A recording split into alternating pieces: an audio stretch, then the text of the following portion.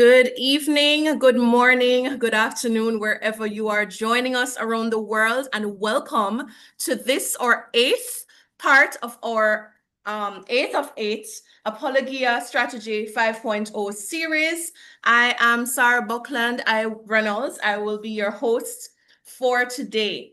And this evening's presentation is going to be spectacular because it is a header with an open day with some international and regional training agencies or training organizations for Christian apologetics, as well as sharing some local initiatives of various apologetics outreach programs at our local university. Today, our theme scripture is from Matthew chapter 5, verses 15 and 16, which speaks about going to light our world. We do not hide our light under a bushel, but we must light our world, right? So as we transition our attention to the final A, activating and outreach, we have dubbed our session today, Faith Activated, equipping you to light your world. For 7 weeks, for those who have been following us up, we have invited guests to equip you on how to recognize worldviews, how to share powerful evidences from science, prophecy, history, archaeology for the Bible. And now it is time to activate. What opportunities are there for you to apply the knowledge gained in outreach? What apologetics groups already exist in Jamaica, and what opportunities exist to further our growth professionally, as well as trained by like-minded organizations internationally? With that, I am happy to introduce our speakers for this evening. We have my husband, Mr. Rajni Reynolds, who is a PhD candidate and incoming president of the UA Mona Campus Changers Club. That is our local apologetics club on campus. We have Mr. Marcel Denny, who is also a PhD candidate in chemistry and co-founder of the UA Apologetics Club, as well as later today, we'll be hearing from Mr. Hodari Phillips, who is the former president of the UA Campus Changers Club, who will also share his testimonies from atheism to becoming a believer. And in part 2 of tonight's presentations, we have representatives from regional and international groups, the Caribbean Network of Christian Scholars, the International Association for Creation, the Creation Training Initiative, and the world-renowned Discovery Institute. So thank you all for your time and commitment to join us today and to inspire us. As a bonus, in addition to the presentations, we'll also be announcing the winners of the 7th and final week of our social media competition, and also preparing you for the graduation festivities for next week. But before we go any further, we'll ask Mr. Joseph Buckland, co-director of Chosen to Glow Ministries, to lead us with our opening prayer. Let us go to God in prayer. Blessed are you, O Lord God, the God of Abraham, the God of Isaac, and the God of Jacob. We give you thanks for sparing our lives that we may be at this webinar tonight. We thank you for the webinars that we have been learning from in the past 8 weeks. And we pray, O Lord, that tonight all of us will be able to know how to further our education in apologetics by being mentored by local and international apologetics organizations. We pray a blessing upon this webinar in Jesus' name. Amen. Amen. Thank you for that. And before we, just by way of reminding our audience, please ensure your mics are muted throughout the presentations. And for our YouTube audience, please feel free to begin typing your questions in the live stream chat as always. And just a reminder, for today, we'll be having 2 main sections. In the first section, we'll have 3 presenters briefly focusing on college-level outreach initiatives. And in our second segment, we'll have 4 presenters focusing on regional and international opportunities for further networking and training to be vocal about your faith in various fields of studies. So after each presentation, we will acknowledge as many questions as possible. But before we go into that, we have our special announcement of our social media competition winners for this week. And I'm hoping my screen will behave that I can actually share this very important announcement with you all. All right, so for those who have been following us up, each week we have been giving our audience different challenges to respond to common objections to the Christian faith. For this past week, our audience had the option to answer one of these objections. Christians are intolerant or judgmental. Faith suppresses freedom of thought. Testimonies aren't enough. I need empirical evidence that is verifiable and objective. And our panel of judges from 3 organizations use these 4 criteria to judge the entries. 1, content. Does the video answer directly the question? Creativity, does it capture and clarity, is what the person's saying easily understandable, and conciseness, is the video within the time limit. All right, so we have our applause already coming in. And for this week, curiously,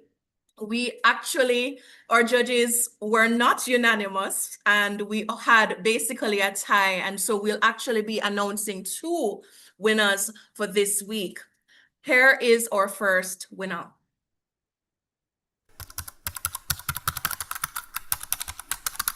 Does faith suppress freedom of thought?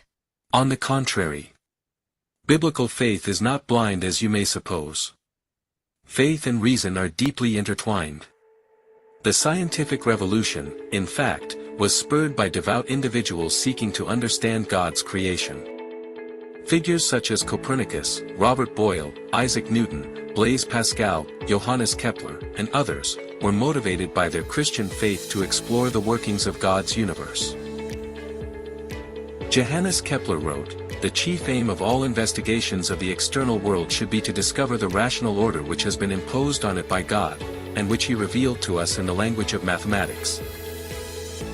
Christians are called to give a reasoned defense of the hope they hold. 1 Peter 3 verse 15. This isn't a call to silence the mind. It's a call to awaken it. Logic only finds its grounding within a Christian worldview. It stems from an intelligent creator, an ordered mind behind the universe. But if naturalism is true, and humans are merely the result of a blind, purposeless, and unguided process, then what basis do we have for trusting our own rational faculties? Scientists operate on faith too.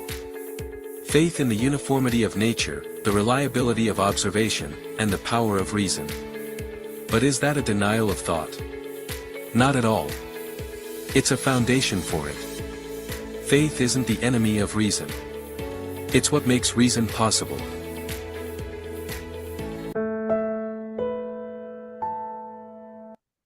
Well, we would like to congratulate Brother Hugh Mary for responding to this objection. Faith suppresses freedom of thought. Congratulations, Brother Mary, on your entry, and you will be receiving your resource courtesy of the Caribbean Network of Christian Scholars.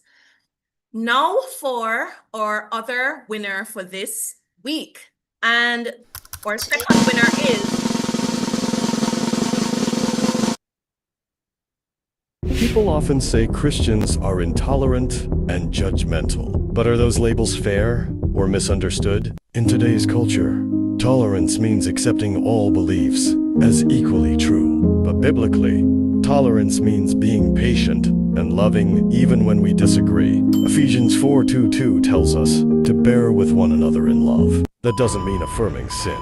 It means treating others with grace. And what about being judgmental? Jesus said, "Do not judge."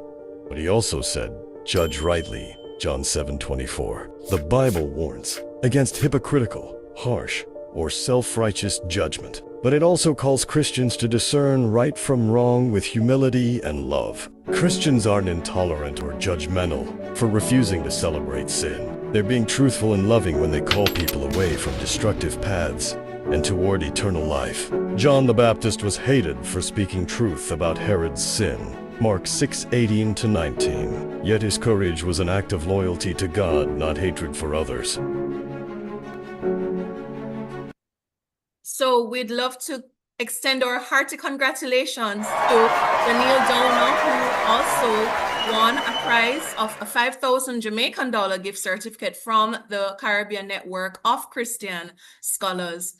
Our entries for this year have been very outstanding in our opinions, and we just encourage you to continue reaching out to your peers as you meet persons even more than in your daily life in social media, and to be able to reach them through this medium. So congratulations again. All right, so now into our topic. Our first speaker will be Mr. Hodari Phillips. And just a question emerging from this first presentation: have you ever wondered what type of evidence or approach would help a skeptic to think and eventually lead them to regaining belief in God? Our first speaker is a physics student at the UWMona campus and former atheist turned believer who will be briefly sharing his testimony, giving us a glimpse of what goes through the mind of a skeptic. His journey of faith was powerful, where he's now a believer, but not only that, he was the former president of the UWMona Bible Apologetics Club and the upcoming vice president. And so without further ado, I actually had a slide with him, but let me just see if I can quickly share that. Right, so medical physics student at the University of the West Indies with the intention of going into cancer research, and he's a former self-proclaimed atheist turned believer, former president of the UWMona Campus Changers Club, and has spoken at church-related outreach events on behalf of the club. So without further ado, welcome Mr. Phillips. Are you online? I know I saw you, yes. So you have the floor. Yes, I'm online. Thank you very much, Dr. Reynolds.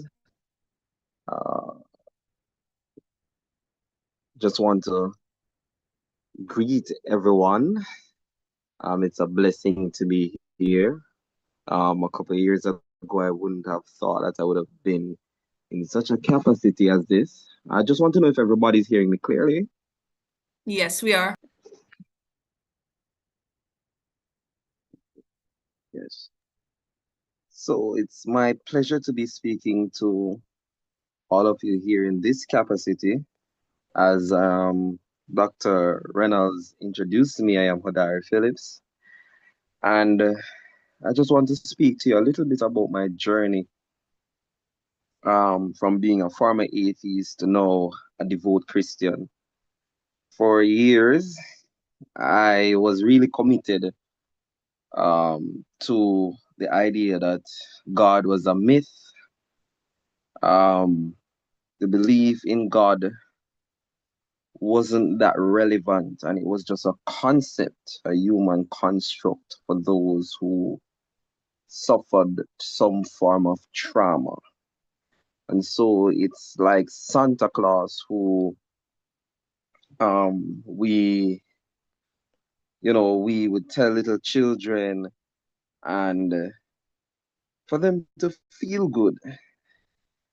And so I believe that God was invented by us human beings. I wasn't the atheist that would plummet persons and beat persons down. I wasn't the aggressive type of atheist publicly. And so I would say, you know what, if you religious folks want to believe that there is somebody up there who cares about you, who take into account your needs, and do what you please. But if you want to engage me in a conversation, I will be glad to engage intellectually and show that God doesn't exist. And so my type of atheism was based on intellectual skepticism. I question certain foundational belief that Christians hold dear to, and just to backtrack a little, I was a Christian before I became an atheist. And I had some problems regarding where did God come from? I had questions regarding the problem of evil. And as time goes by, these questions were not addressed. And so it left from being an agnostic, months passed, time goes on to being full-blown atheist. And I set out to prove that God didn't exist, any at all. And when persons would say things, that God did this, God did that, I would say, I can come up with a mathematical formula. It's all about probability. Um, and so it's mere coincidence and probability. And so miracles and all these other things, I just sum them up to one. If they're not lying, mere coincidence, miracles, or placebo effect, or science hadn't explained this as yet, but we will explain it in the future. There will be an answer. Just like lightning, persons used to believe that Zeus throws a bolt, or Thor, but we realize that science, lightning, the formation of it as a result of, changes that happen in the atmosphere,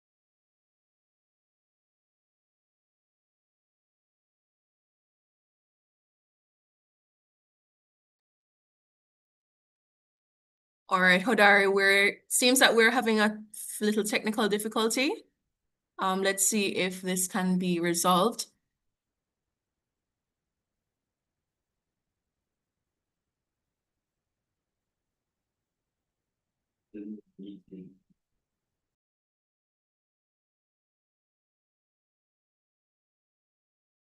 All right, we're seeing you're unmuted, Hodari. Are you hearing us? it seems like I jumped off for a while. So I was saying that as time goes by, I got deeper, starting to write, starting to read, engaging with the question, listening to the atheists, reading books about Friedrich Nietzsche, and reading different philosophical books and looking into God. And so I believe that everybody has this emotional attachment to this idea that there's God. So it's just something that you feel good about. And so I had a supernatural encounter that helps to lead me to be more open-minded, because at this stage I became very, very close-minded. And I started to say, you know what? If I'm truly serious about science, I need to treat God like an hypothesis. And so I need to review both sides of the evidences. And so I would have been engaged with, Christian philosophers, William Lane Craig, and I would have been engaged to Frank Turek. I would have been engaged with, and you name all the other atheists, Plantinga. I would have engaged with him, and I started to read, and I realized that the very question that I asked, and even John Lennox, the very questions I asked, where did God come from? I realized that in and of itself is a foolish question, because you know I'm making a categorical mistake there about with God. He's not a created being, and the more I engage in both sides, and the more I pushed even deeper into studying and engaging with Friedrich Nietzsche and even Karl Marx, and the different atheists and the Four Horsemen, Sam Harris and Richard Dawkins, the more and more I realized, even with their own arguments, I realized there's so much holes, and that my worldview cracks start to form. And then eventually, um, reading, I realized that, listen, God truly exists. And so, yes, I was exposed to the cosmological argument and so forth, and that was a very powerful argument that was that held me. But the question was, who was this God? It doesn't have to be the God of the Bible. And so I started to survey other religions. I looked at Islam, I read through the Quran, I looked at Judaism. And so I narrowed the religions down to, Judaism, Islam, and Christianity, because the evidence weren't so strong for the rest, Hindu and other religions. And so I said, if there's a God, according to my, it's one God, one supreme being. Who is that being? And so I read through the evidences, I read through the holy books, and the evidence brought me to Christianity. I was engaged with Islamic material for a while, and you know, I wasn't convinced by those evidence that Islam has the right view or portrayal of God. And so I went to Christianity and I looked on the resurrection and the evidences for the resurrection, and that completely blew me away. And I have to say this as Christians, um, First Timothy 3 and I think 15 said we must sanctify the Lord in our hearts, and we must always be ready to give a reason for our belief. And many times we shy away from the intellectual side of Christianity, but I think we're doing ourselves a disservice. Like, God is not God is not so weak. um, Christianity, the Bible is not so weak that we need to be afraid to engage intellectually with persons that are skeptic, with persons that don't believe that there's a God. Once we know that we have truth, then truth can defend itself. And so, after rigorously researching and searching and searching, finally, I was convinced, and I believe God showed up um, in my life. As I said, I had a supernatural experience that further tops everything off, um, that really led me down this path. And so I want to encourage those who are on the campuses to not be afraid. There are some persons who genuinely want to know the truth. I was somebody who genuinely wanted to know the truth about God's existence. And the church, to be honest, did not provide that avenue. Sometimes you meet some Christians and they would say, the fool had said in his heart, there's no God. Or some will rebuke you and some will just walk away. But that's not the right thing. They're a soul as well. And, you know, I, sadly, nobody sat me down. Nobody engaged me with these questions, but I think it would have been in the Lord's will to have me to, to reveal himself to me through philosophy, through science, and also through his own way, a special way. And so I want to encourage everybody, even on the campuses, don't be afraid. Study to show yourself approved unto God, a workman that needed not to be ashamed, rightly dividing the word of truth. Study, engage with persons because God reveals himself in nature. As a famous astrophysicist said, Christian astrophysicist said, there's two books, nature and also the special revelation, which is the Bible that God reveals himself. And so Christianity is one that I've learned that is built upon evidence. Faith is not wishful thinking, it's evidence based. And so when we speak to those on the campus, listen first, hear what their doubts are. What type of atheism? Is it an intellectual atheism or is it a matter of the heart?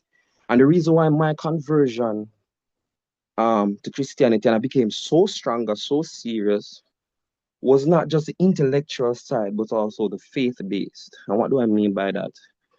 The supernatural experience, because my atheism was intellectual mostly, but also a heart problem. And so we need to know, is it fully intellectual or is it a hybrid nature? Is it only intellectual? Then arguments can win, arguments can convert. But if it's more than that, then prayer is needed, empathy is needed, being emotionally present is needed. Truly listening is needed. And the scripture, the word of God, more than ever will be needed, especially if it's an emotional um, standpoint that you're trying to connect with the person. If the barrier is from an emotional point of view, whether they lost a loved one, and I've gone through many lost. Um, when I was an atheist, before I was an atheist, and even now, I've gone through many lost. And it's a spirit that really is keeping me, and the support system of the church and persons who are around, even in the club, persons who would have been there for me. And so, my encouragement first on campus ministry regarding those who are skeptic, who are atheists, listen. Don't be afraid. Listen. You don't have to always know the answer. You don't always have to know the answer. Listen, understand where the person is coming from.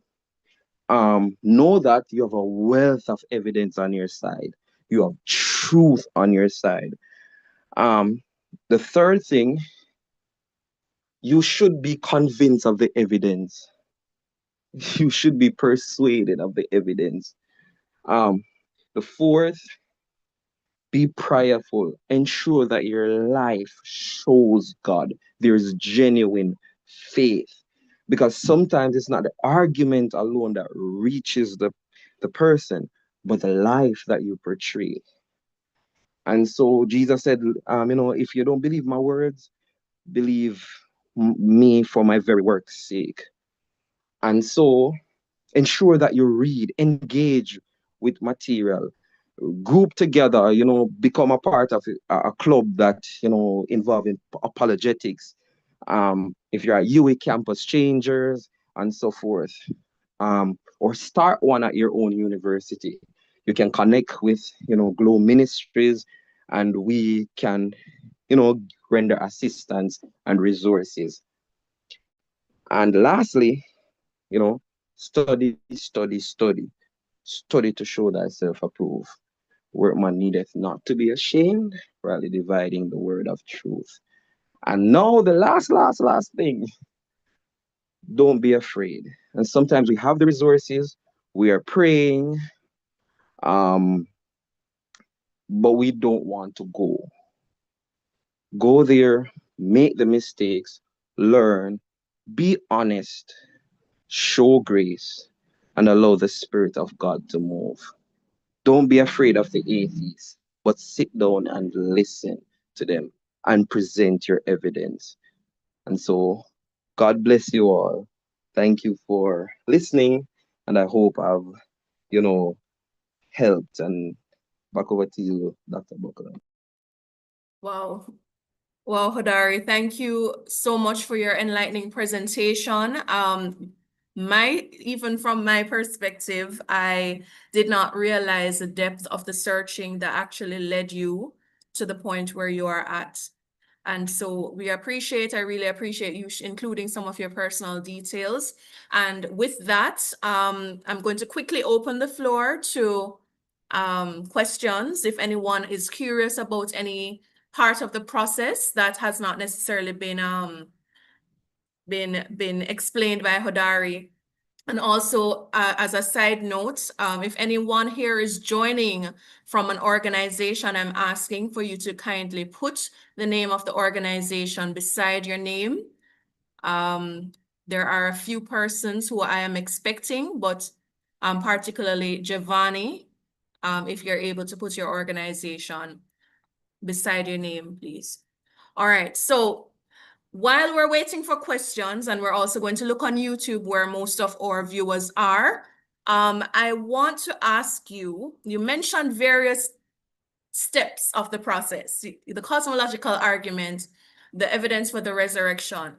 Would you say there was a tipping point that was the major step pushing you to be convinced about the reliability of the Bible and the claims of Christianity as true, or was the search completely gradual? So it was gradual. And first, I was convinced that there was a creator, but I initially wasn't convinced that the creator is the God of the Bible. I wasn't convinced that the creator was Christianity. So now there is a creator. And because I took a scientific and a philosophical um, entry point into believing that there is a God, those evidence convinced me based on, some even philosophical arguments. And, one of them is contingency argument. And one of them is that, the creator has to be the greatest maximal being. Um, I believe that there has to be one creator, not two. And so that helped narrows down the other religion. And so I was looking through Islam, but what held me was really the resurrection, um, really the person of Christ. Jesus was the one that really grabbed me and pulled me to Christianity, like going through his life, going through the accounts. I treated the gospel as though they were eyewitness accounts. Somebody reporting something that happened. And when I went through certain tests, sorry, I realized that there was strong evidence for the resurrection. And so Jesus rose from the dead, Christianity had to be true. Thank you for sharing that. We do have a question in the chat. Describe your supernatural experience in more detail. Is that possible? I'm not sure how personal it is, but there's curiosity if there's anything you can share. Yeah, of course, I can share something. Um, and so in my life, there's two supernatural experiences that happened. Um, the latest one that happened, I was crippled. I lost my memory. Um, and the nerves and section of my body was really damaged, really, really damaged. And the doctors had a problem figuring out what was happening. Was it the lab at UE? Was it things that was being done?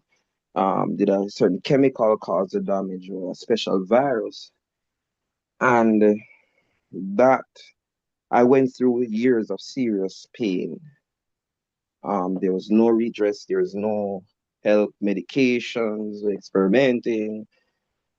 And somebody did pray for me. And now I can be talking to you with my memory intact. I can Right. walk. I did not go through any therapy. I no medical help really helped me. It's a science field. And so miracles are real. And even until this day, it still shock me what happened to me. Somebody prayed and I was able to walk. Multiple prayed before and nothing happened. I tried mental positivity, nothing happened. And according to some doctor's report, my probability of me walking was very slim, walking again.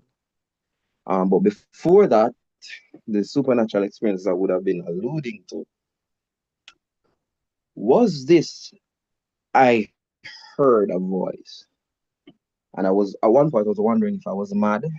And I was saying, at this time, there's no God, so why would I hear a voice? And the voice just said to me, if you need questions, go to the source. And I did not have a relationship with God at that time. I was a full blown atheist. Um, and so that's what opened me up to why don't I review both? And even though I heard the voice, I still think, okay, why don't I review both documents? If I truly want to be serious and treat this as scientist, as a true scientist, why not review what Christian philosophers say, what theistic philosophers would say, whether Christians or otherwise, and atheistic philosophers, and follow where the evidence lead. And so the supernatural experiences that I heard, and I believe strongly that it was the voice of God. Wasn't had a bias for Christianity or for a creator at that time to say, you know what? my mind speak to me because God doesn't exist. Why would he speak to me? And then after being a Christian, that experience in which I was healed completely. Not gradually walking, Sarah, Right. immediately after years of can't walk. Wow. Wow, that's amazing. Amazing testimonies. That's really, really amazing. Thank you for sharing. Wow. All right. So again, if anyone else has any questions, feel free to ask. You could do the check on YouTube while I ask another question. All right. So from your perspective, what do you believe now is the most influential factor that's shaping the beliefs of youths today, especially those who you might have met in your circle who are skeptics, and how do Christians tap into it? So you did mention listening, empathy, but is there a specific example of an objection that you think is the most popular, and how, just quickly walking us through how to reach out to an atheist or a skeptic that is in that position now? So the funny thing, there has been a slight cultural shift, and I think it's playing in our arena as Christians. About 10 to 15 years, or probably not so long. Let's have about 5 years ago, or a little bit, probably 10 years. It was the culture was in a certain direction. No persons are more spiritual. So what you'll hear the objection, I'm not a Christian or not a Islam, Muslim, but I'm on a spiritual journey. Mm, And mm. so Generic you'll spiritualism. hear, yes, Oh, I'm all about spirituality and the universe, positive thinking and so forth. And so most of the objection is really against the Bible itself. I mm, realized lately that I've been interacting with persons like the person would say, it's Constantine wrote the Bible and it's corrupted. And so it's really a direct attack on Christianity that's increasing. And so we find that most persons, even though they say, I'm not religious, they'll say I'm spiritual. I'm on a yes. spiritual journey. And so I realized that number is increasing more than, personally, like hardcore me, how I was saying, there is no God whatsoever. I would hear a person say, yeah, I think there's some being out there or the universe. Mm-hmm. And so I would encourage person, one, we apologetics is very important, as I spoke about listening, but know what you have. The Lord said to Moses, what is in your hand? And so we the cosmological argument is my favorite. Right. However, to me, the most powerful I realize is a person of Jesus, especially when it's an attack on Christianity. So they believe that there's a God, they believe there's something, the universe. This is when you use Jesus. Jesus is powerful. Pun intended, like he's very powerful. And even against the problem of evil, that's one of the arguments that I hear a lot. Why would God do this? Why would God cause this to happen? Why would God, give me cancer? And this argument is increasing the problem of evil. It's been around a long time, but it's getting more popular amongst young people. And I would have asked those questions when I was ill and I was feeling pain every single minute. I have to take 40 tablets. I have to get 7 injections. I can't move, but young man can out a road a bus gun, and I have my whole life. My mother have to carry me to the bathroom. And my sister, I'm in pain unending. Highest dosage of pain medication. Every single day I was in pain. And then my memory started to go. My speech was impeded, speech impediment, and all of this happening. You just watch your body slowly betraying you, and then you start questioning why, what have I done? Why is this happening to me? What evil have I done? Why is God silent? Why doesn't he care? And so Jesus, the cross, is that powerful evidence and testimony to that argument. So the problem of evil, always think about it. Be sympathetic with people. Hear them, because you'll have an argument attacking them and you don't realize you're talking about a condition that is happening. You're seeing the argument and not the person. And so this is important. See the person. Jesus did this. Hear them. Listen. And so the greatest objection that I realize is against the authority of the Bible now amongst young people. That's the greatest objection. You still find persons who are atheists and so forth, but the increasing objection is against the Bible. Thank you. You shared so much rich content here. And I really am deeply, deeply grateful. There are persons in the chat have said powerful testimony, thanks.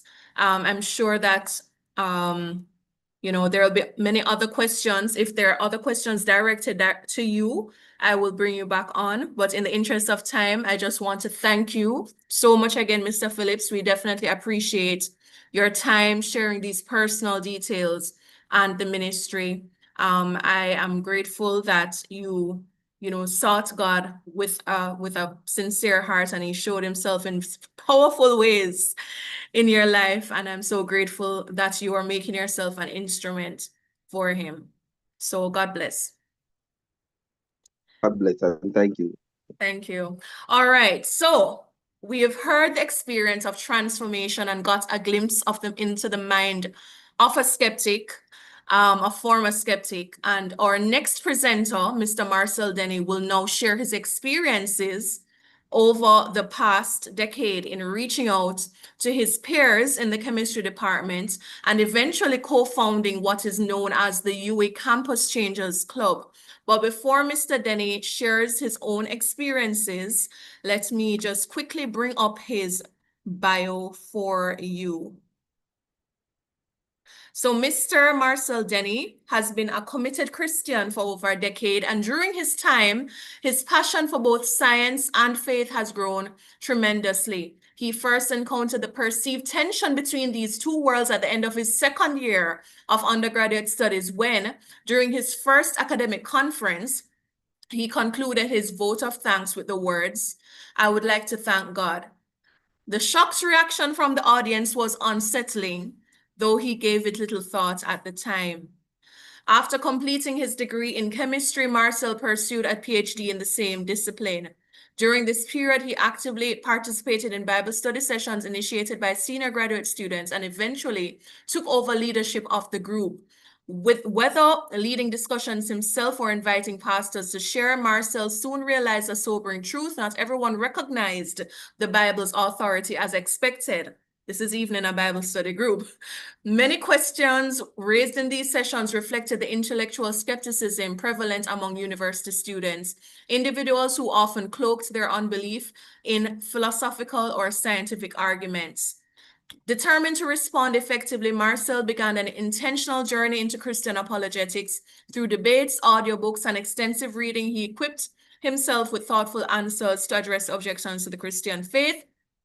And alongside myself, he co-founded the UA Campus Changers Club, an initiative dedicated to engaging students of diverse worldviews in meaningful dialogue. By God's grace, some participants have come to appreciate and even embrace a new perspective on God as intellectual barriers to faith are slowly but surely dismantled. And today, Marcel proudly identifies as both a scientist and a Christian, seeing no contradiction between the two. In fact, his study of science has only strengthened his conviction in a divine creator, and he firmly believes that every believer should be ready to provide thoughtful, reasoned responses to skeptics, defending the faith with gentleness and respect as we let our light shine. So, Marcel, without further ado, you have the floor. Just a little brief overview, because I know you have many experiences. Okay. Thank you, Dr. Buckland. As everyone, she so nicely introduced me, I was really appreciative of that introduction. My name is Marcel Denny. I'm a finalizing PhD candidate within the Department of Chemistry, and I was a co-founder of the UMONA Campus Changers. Now, throughout my experience, I recognize that having different dialogues with people of different belief systems, within the same Christian denomination, outside the Christian denomination, some persons tend to hide their unbelief or their skepticism through intellectual propriety, meaning that they will say that, well, I don't believe this because it doesn't make sense, logically speaking, and how can you believe in such a thing based on science and evidence and this and that? And at the time, I fell prey to many of what we as Bible believers would do in a circular type of reasoning. We say that it is true just because God says it's true, and why do we believe it's true? Because the Bible says so. The Bible said it's true. So that kind of circular reasoning would not suffice a lot of these arguments in which I would have been faced with in when in dialogues with people, especially when you're trying to win over souls and they will bump you with certain questions, especially in the sciences. They would tend to be very poignant with their questions, pointed and very furious with their questions. And it led to me to think to myself, okay, there must be an answer for this. Now, in doing my reading, I realized that it's a problem that other persons have faced, and even skeptics have even said it. That, like, for example, Will Durant, an American historian, he said the greatest question of our time is whether man can be able to live without God. All right. This is the most important question because whether or not God exists, it has philosophical and far-reaching claims, or I should say, results based on whether that statement is true. More consequences for thought and actions follow from the affirmation or denial of God's existence than any other basic question. All right? Because if God does not exist, questions like what do we base our morality, rationality, and values on is one of our questions that come to our forefront. Because if you think about it, if you say that something is evil, right, you must have something in the back of your mind that means there must be something such as thing as good. And if there is such a thing as good, there must be a moral law in which you'll be able to differentiate between good and evil. Because if there is no moral law, how would you know what right is if you don't know? How would you know what wrong is if you don't know what right is first? You can't say something does not, you can't say the location is not right if you don't know what the right location looks like first. You must have a point of reference, right? And if there is no point of reference, then anybody can come up with a standard, and the standard can keep changing throughout time. Now, for you to acknowledge that there is a moral law, you must acknowledge a moral lawgiver. And this moral lawgiver has to be outside, beyond, and far outreaching that we are within our same paradigm. Because it must be set, fixed in stone, unchanging. So these are one of the things that are point towards that there must be a God. Now, when I pointed out this to an atheist, a non-believer, or even some of the Christian believers, they said to themselves, wow, this actually makes sense.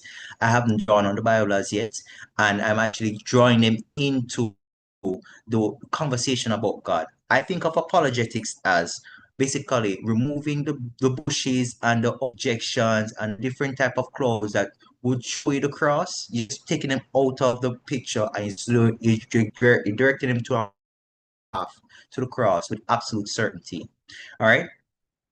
So things like this I've recognized that has really made a difference in how we do dialogue. I've even taken this to the barber shop when I have dialogue with persons, and they will come up and say, Christianity is this and Christianity is that, and how can somebody say that God is rational? And I start to explain to them that I would argue to you that atheism has done more harm than any religious belief has ever done in the history of mankind. When I said that to them, they were shocked. And I said to them, atheism in the 19th century has killed more than all the other centuries put together. Atheism, I repeat that again, atheism has killed more in the 19th century than all the other centuries put together. Sorry, maybe the 19th or 20th century than the other centuries put together. Atheism, more than any religious wars. All right. These dictators that don't believe that there was a God, they were the bloodiest, most ruthless of any religious. If you look back in the history of any religious war, and I got that from quotation from a book called The Devil Delusion, right?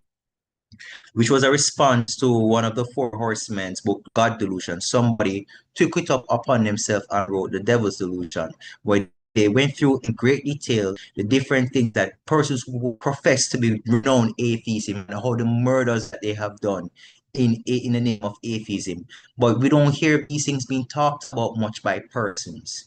We don't see that it was we don't hear these things are mentioned as much or as frequently because there was a atheist, I can't remember his name, that coined the phrase God is dead. So I remember the person who coined the phrase God is dead. He didn't call it, he popularized it. God is dead. Niche? I'm not sure. Nietzsche, yes, Friedrich Okay. Nietzsche. He was the one who predicted that with the death of God, that this century will be the bloodiest century ever. And he died in an insane asylum. As he predicted, that century was the bloodiest century ever. When you take God out of the equation, the world gets crazy. If you look what is happening in society right now, you'll see it yourself. They started to chip away at God. First, they're taking God out of schools and the community. That's the first thing that they started to do, and then they started to bring in other things. As soon as they got rid of God, they were able to now creep into other things. And as more they're moving away from God, is the more crazy society is getting. Because thing you do is already being out against, now it's now becoming more acceptable and more tolerated. That's why we say God is a necessity. We need to have that standard there because it affects every single thing. How we view life, how we cherish people, deal with one another, based on how we first acknowledge if there is a God or not. And what has been happening now is that people don't want there to be God because they want to be God. They want to be the ultimate decider of right and wrong. And it's either one or two things that are going to happen. It's either they bend the knee and say to God, thy will be done, or they refuse to bend the knee and God say, okay, thy will be done. And what I've come to realize that our will is not necessarily the right will. We are very interesting creatures as human beings. You know, we do things that are not necessarily the right things. And we look out in our best interests, not also the best interest of our fellow man. All right. So there are other arguments for God. Like, for example, while running in this club, I usually bring up topics, like we try to do different type of topics like the moral argument for God, slavery and God. But every time I try to do some other topic, they always bring me back. Some new person always come back and say to me, how do you know that there is a God? Like, how can you say that? What arguments can you give them for it? Right? And I remember the different atheists, they would come very upset, very angry. I'm not entirely sure why they're so angry because you would think that if God is not real, you wouldn't be so upset. You don't hear people getting so angry and vicious towards the Tooth Fairy or Santa Claus. But every time you hear them mention God is mentioned, they get very angry. They get very vicious, and you wonder, like, I think something in the back of their mind is saying to them that He is real and we're angry about it. All right.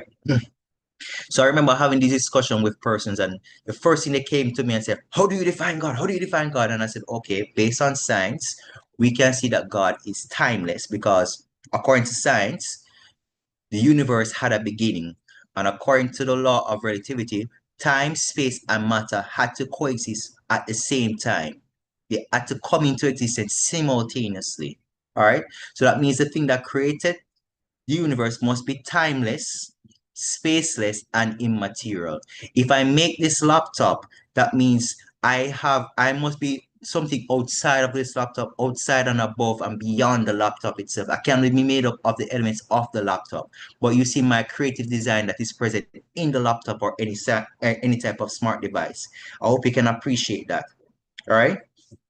So it must be timeless, spaceless, and immaterial. The fact that you're moving from something from nothingness to somethingness means you must be immensely powerful because nothing can ever be something. Nothing ever could. All right. Nothing can ever be something. Nothing ever could. And nothing, how will you define nothing is what rocks dream about. Now, scientists have tried to describe nothing in many smart and intellectual different ways to try and it's almost like a sleight of hand, like a magician, a sleight of hand. When you hear the word nothing, you thinking of empty space, nothing there, like absolutely the antithesis of anything. But when these people say nothing, they're talking about quantum vacuums with fluctuation energy, with microscopic particles popping in and out of existence, and they would say to you that there are 4 types of nothing. I bet you didn't know there were so many diversity in nothingness. I bet you didn't know that. Now, when the average person hear nothing, they don't know that's what they mean, right? But when you sit down and ask them, what do you mean by nothing? Then you would see to them that when you hear them explain this, but that's not nothing. You just describe something. A particle is something. It can't be nothing, right? And if it popped in and out of existence, I ask them, why can't 10 million US dollars just pop into my bank account right now? Why is it just so discriminatory? Why is these things so discriminatory only to particles and universes? Why can't I get a brand new Mercedes Benz popping into my driveway right now? Why doesn't it work like that? What is the limitation on nothing? What confines nothing to behave this way? They can't answer. So there's a lot of things they can't answer as well as skeptics, but because the question is not phrased in a way for them to be actually asked these questions, they stand at their intellectual precipice and look down on you and say, "Oh, I know what I'm talking about. You don't know anything as a Christian," and I find that to be laughable at best. But respectfully, it's not the case. All right. Remember, we must also be respectful in everything because we do not want to just win arguments. We want to actually have a meaningful dialogue. All right. So, so I pointed out to the atheists like that. It was one of my other discussions, and when I pointed out that microscopic particles isn't just nothing, he looked surprised. It's as if it says to me now that no one has ever challenged this before. He just says this, and it was just accepted as fact. So the next thing I would say to you is that the study of my belief, the study of science, I should say, has actually confirmed my belief in God, because as a chemist, to see how things behave and learn how to manipulate them based on how particles behave tells me it must have been ordered by someone. The person who designed science must have understood it in such a way to make it move so perfectly. Water is the only molecule that exists as the 3 states, solid, liquid, and gas, naturally on Earth. And the irony of it is that we need water to survive. But it exists at 3 states, the only one you'll ever find that exists naturally in 3 states.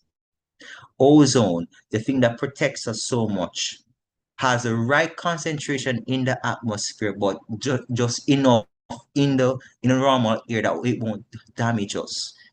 We're in what is described as a Goldilocks zone, that we're not too hot and we're not too cold. The sun is not too large that would give off too much heat, and it's not too small that the heat won't reach us fast enough. All of these things, amongst other, there's many, which is a part of the cosmological argument, which is called the fine-tuned argument, which are the theological argument, is what is known as one of the strongest arguments for the belief in God. It is so strong that one of the 4 horsemen of the apocalypse, that's what the atheists call themselves at that. I don't remember the person who replaced, I think it was Christopher Hitchens, who admitted that is the most powerful argument we have on our side. Ladies and gentlemen, there are arguments for God. God has put enough of himself in the universe that his existence cannot be denied. It cannot be denied. He's too powerful. There is evidence there. I encourage us all to take apologetics up seriously. Provide some reasonable arguments for persons who are looking, because I've realized that as much as persons are hurting, and that led them to atheism sometimes, you have people who are generally just looking and asking questions, and they need somebody to just provide the answer, just a little nudge in the right direction, and that will lead them to God. We need to do our work as Christians to reach out to more persons and make our light so shine, so we can win souls for God, to make his presence be known on earth, bring heaven down to earth like never before. Thank you, and all the best. Thank you, Marcel, for sharing your insightful experience on so many arguments for God and to outreach in the university context. And honestly, for me, it is so good to hear youths speaking so passionately about God and integrating their fields, their faith in their fields. So you've certainly inspired us to continue reaching for impact in our community. And again, I'm going to just have a very brief opening for questions because of the time constraints. So if you have a question, kindly put it in the chat. But while we're waiting on questions, Marcel, what in your opinion would you say is the most effective approach to make persons think to consider the Bible? Well, first, I allow them to speak and ask them just here to express their worldview. Once they bring it up, I think that is a gateway into entering the argument. Persons are a bit skeptical when you just just bring the Bible in front of them like that. So I've allowed them to just express themselves first and their skepticism, just in normal dialogue. And once they open the door, then I walk through it. And I say, well, have you considered this perspective? Have you considered this? Suppose he were to provide you some evidence of a counter narrative, would you be willing to listen to it? And once you tell them this and they say, where's it coming from? I say, well, I can show you based on science or how about historical evidence. Would you be interested in hearing it? I remember one time I showed somebody a Bible scripture. I think you're the one who gave it to me about I said to them, I would ask them, have you ever considered how interesting it is that God commanded us to circumcise the male on the seventh day? Why not any other Eighth day? day, Why is right? it that he said the seventh day? The And I eighth day, said, right? did you know that vitamin K and prothrombin, the things that are necessary for clotting, is the highest it has ever been in any human being? It's on the seventh day. Eighth day, And it right? dropped significantly after that. I will never reach that level again. How would they have known all the way back then that this was the very best day to do the circumcision? Could that be coincidence? I think not. It must have been divine intervention. Somebody who understands science, they understand how we work and function as human beings, must have instructed them to say, hey, do it this day, do it this way, because I understand I'm the one who made you. When I bring that to their attention, I'm like, wow, you can actually see the light bulb turning on in their eyes, you know? Them never thought of it that way. Thank you for sharing that. Very, very powerful nuggets that you shared. I'm not seeing any other questions, but finally, I just, as a segue to our next presenter, you were the former president of the club. I want you, based on your knowledge at that time, what are the main needs of persons, for example, who are going to UE right now, listening that they can do to support the club? Okay, so what we can do is we need to have more persons who are actively bringing in members, all right? Because what I've come to realize is that many persons are hungry for these type of things. Every time I do a talk like this, they always ask me to come back. They're always asking for more. So persons are hungry for it. And if we can train, if you're trained properly, I would say we need to send you all also out to go and give a talk yourselves. We will help you train you. Don't worry about it. I can even ask Harari. Ken and I went to an outreach in, I can't remember where it was, and we were well received.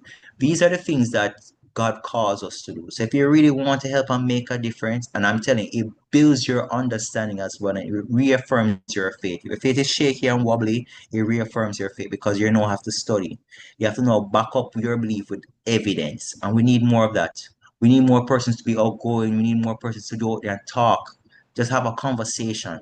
We each have our own sphere of influence that can make a difference. If each one touch one, I'm telling you, we're a mighty army waiting to be unleashed. Amen. Thank you again, Marcel. We appreciate the work that you have been doing and all the best as well in your career endeavors and ministry. All right, blessings. Okay, so now that we've heard all of this introduction, I want to introduce Mr. Rajni Reynolds about who will be showing us what is next for university outreach and how you can get involved.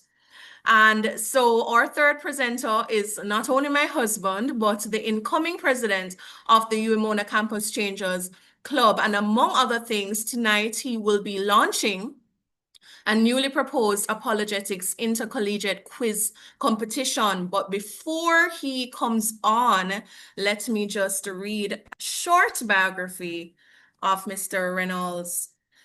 So Mr. Rajni M. Reynolds is a PhD candidate and adjunct assistant lecturer in the Department of Geography and Geology, UMona, specializing in paleoclimatology. He investigates sediment cores recovered from mangrove ecosystems to document periods of environmental change and extreme weather that extend beyond the current instrumental record. Mr. Reynolds has studied Christian apologetics and was a past valedictorian in the 2023 Defend It Well mentorship program by Chosen to Glow Ministries. As I mentioned, he's married to me and he actively works with me in faith building activities. And without further ado, Mr. Reynolds, you have the floor. Hello, good night.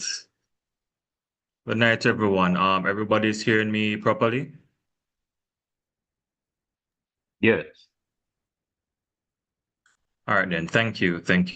All right, I have a PowerPoint presentation, so just give me a moment while I share my screen.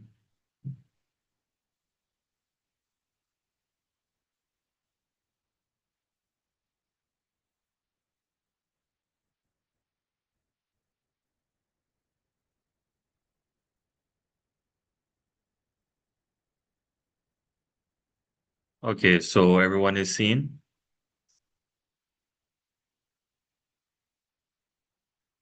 Yes, we can see the PowerPoint. All right, thank you. All right, then. So I'm going to begin now. So as Dr. Buckland Reynolds has mentioned, I'm the incoming president for the UWI Campus Changers Club. And for those of you that don't know, the meaning of the acronym is right here. So essentially Christian apologetics for the next generation evangelism and research society. So for a quick outline of this presentation, I'll be essentially be going through the objectives of the club, the scope and structure, the plans for this intercollegiate quiz that was already hinted at, and also some ideas into some prospective partnerships. And also be more than welcome to hear out any questions and comments that you may have. So a quick overview of the club. So this is essentially a Christian-based club at the UWI Mona campus, which aims to facilitate dialogue among students and faculty members of all persuasions to gain clarity on life's biggest questions, our purpose, identity, and destiny. Unlike existing Christian-based clubs, Campus Changer Club emphasizes the intellectual relevance of questions of faith, facilitating an integrative outlook and critical thinking skills on matters of spiritual and social significance. So essentially what I'm trying to say here is that the existing Christian clubs on the UWI Mona campus, they focus more on worship. But then we realize that there is a gap when it comes to Christian apologetics, like giving like actual evidences, reasons, arguments for and against the faith and so on and so forth. So I realized that this is something that could really be important on the university level.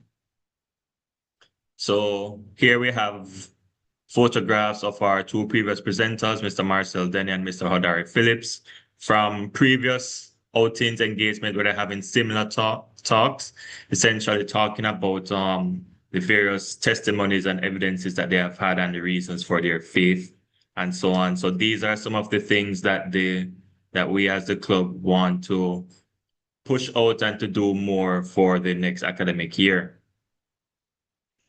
So the club activities use an integrated approach, facilitating spiritual explorations from different angles. So this includes history, philosophy, and the sciences. These challenge our participants to engage in integrative reasoning and critical thinking instead of just blindly accepting claims. So quickly for our goals and mission. So we want to facilitate open intellectual dialogue, respectful debate, and mutual understanding among students and staffs of different belief systems, of the rationality of their worldviews and the biggest questions in life. So purpose, identity, and destiny. So we want to have a sort of a safe space on campus. If there are people that are struggling with their faith, or they have seen some stuff online, or they have peers or social media or something that's causing them to doubt certain things about their worldview and they don't know where to turn to, we want to direct these people to this club so they can get answers as what I have here today, some of the bigger questions in life. So in addition to enable students and staff to better appreciate the relevance of their subject areas to the Christian faith and the Bible, and to train, equip, and educate about the validity of the Bible as well. We also want to look into mentorship and networking as well. In these kind of scenarios, networking is very important. We need to provide a space to collaborate, network, and connect with the Christian mentors for all professions, both locally and globally, to create opportunities for students and staff to serve in ministry outreach initiatives using their academic skill sets, and also potential for career opportunities. We also hope to go into research and advocacy, centrally mobilize staff and to analyze and respond to emergency policy developments in the region from an intellectually sound Christian worldview. So here I have basically a quick recap of past initiatives that were done by the club. So on the top left, you have Science and the Bible, where we have I believe his name was Bruce Malone. They were basically touring different universities, and they basically came to you and they were talking to students about they basically collaborate with us in terms of spreading Christian apologetics material. We received a donation about 6,000 Christian apologetics books by their ministries is Search for the Truth Ministries, and we're still working on distributing these books to this day, and it has been a great help. They have reached out to a lot of clubs, and it just has been quite a beautiful thing overall. So going forward for the 2025-2026 academic school year, so now I'm going to go into the actual proposed quiz competition that we plan to do. So for the apologetics intercollegiate quiz, so we essentially want to do a quiz competition that's targeting college and university level students. The prototype will be led by us, the UA Campus Changers Club. However, if we get enough support, there's a possibility to expand it to interested high schools, churches, and possible university faculty to put forward teams to participate in this quiz competition. So what we're trying to do with this quiz, essentially some of the facts and arguments for the Bible that was mentioned by our previous presenters tonight. We want to build up basically like a big database or a catalog of these questions and send it out to these teams to practice for the quiz competition. And through that methodology, we would hope that studying these questions, it would cause people to actually learn and assimilate this information for themselves.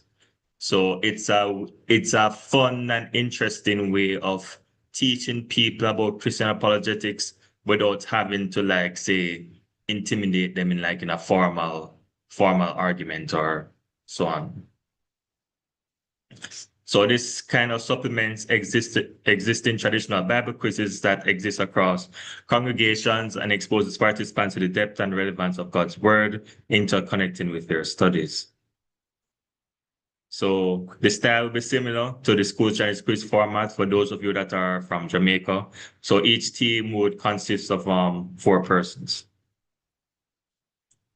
So as I mentioned before, we need to form a question bank with at least 500,000 questions, span at least 10 categories that implicitly give facts that can be used to respond to objections to the Christian faith. So a certain amount of time before the actual competition begins, we would send out once the question bank is finalized, we'd actually send it out to the participating teams so they have, say, a few months, 2 to 3 months to study these questions. And then the question bank is still in development, and we will develop it collaboratively with churches and Christian organizations, especially in various arms of apologetics. And then these questions will be internally vetted, ensure that there are no duplicates, and these questions they're not ambiguous, and the usual stuff. By studying these questions and answers in preparation for the competition, Participants will assimilate critical information that's expected to filter into, let's say, their day-to-day conversations going forward, and give faith-based participants more confidence in integrating their faith in the Bible's reliability into their academic pursuits.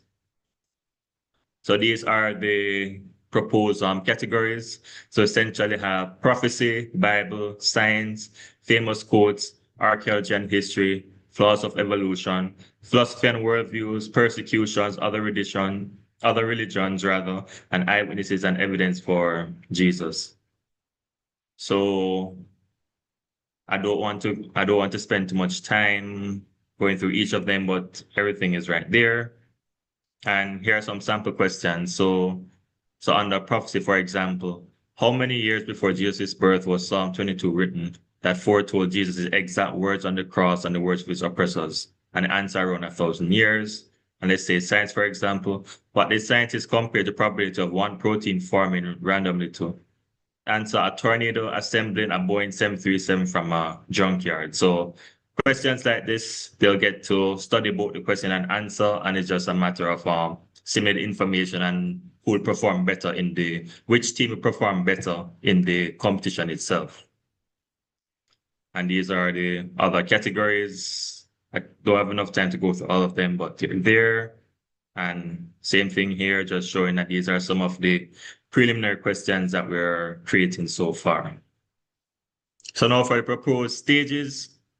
So stage one, the proposal, which I have here in PowerPoint format, and awareness campaigns through existing Bible-based clubs on campus and churches, because we need to basically canvass and get the information out once the internal planning is completed to get enough teams to register for the competition. As I say, sign up for the competition itself, having the intra-campus competitions, and then if we get the sponsorship, we can have an all-island competition where we have champion teams from, let's say, churches or other institutions face off for a national title, for example. And it's a bit more into the structure as well.